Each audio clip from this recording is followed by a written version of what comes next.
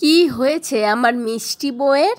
এমনটাই বলে অপর্ণাকে জড়িয়ে ধরল আর্য। পুরোটা জানতে ভিডিওটিতে লাইক দিয়ে চ্যানেলটা সাবস্ক্রাইব করে দেখতে থাকুন। চিরদিনই তুমি যে আমার সিরিয়ালের আগামী পর্বে আমরা দেখতে পাবো লক্ষ্মী পুজোর দিন আর্যর বাড়ির সবাই, ইভেন আর্যও আসে অপর্ণাদের বাড়িতে। আর অপর্ণাকে দেখে তো আর্য পুরো মুগ্ধ হয়ে যায়।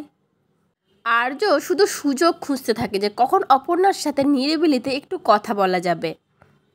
তারপরে বাড়ির সবাই বাইরে বেরোতে গেলে অপর্ণাও যায় তাদেরকে এগিয়ে দিতে, কিন্তু আর্য কী করে, পিছন থেকে অপর্ণার হাত ধরে এমন টান দেয়, অপর্ণা আর টাল সামলাতে না পেরে আর্যর অনেক কাছাকাছি চলে আসে, মানে যেটা আর্য চেয়েছিল। আর দুজনেই টাল সামলাতে না পেরে পুরো দেয়ালের সাথে গিয়ে ধাক্কা খায়। আর জানলার পর্দাটা এসে অপর্ণা আর আর্যর উপরে পড়ে। অপর্ণা তো সবটা বুঝতে পারে, সঙ্গে সঙ্গে আর্যকে এক ধাক্কা মারে দিয়ে আর্যকে পুরো দূরে সরিয়ে দেয় নিজের থেকে। দুজনে কথা বলতে বলতে একটা পর্যায়ে গিয়ে অপর্ণার চোখে জল দেখি আমরা। আর্য সঙ্গে সঙ্গে বলে ওঠে, অপর্ণা তুমি কাঁদছো কেন, তোমার চোখে জল কেন?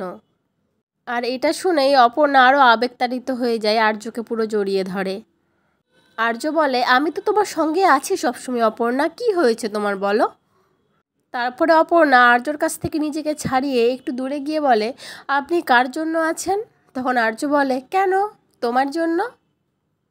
আমি তো শুধু তোমার জন্য আছি অপর্ণা, এটা আবার জিজ্ঞেস করতে হবে? আর এই আর্য অপর্ণার জন্য সারা জীবন থাকবে।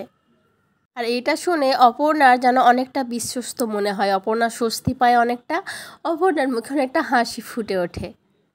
তো আর্য অপর্ণার এই দুষ্টু মিষ্টি খুনসুটি আপনাদের কেমন লাগলো অবশ্যই কমেন্ট করে জানাবেন। পরবর্তী আপডেট নিয়ে তাড়াতাড়ি আসছি, সঙ্গে থাকবেন, সাথে থাকবেন, চ্যানেলটা সাবস্ক্রাইব করে দেবেন। ধন্যবাদ।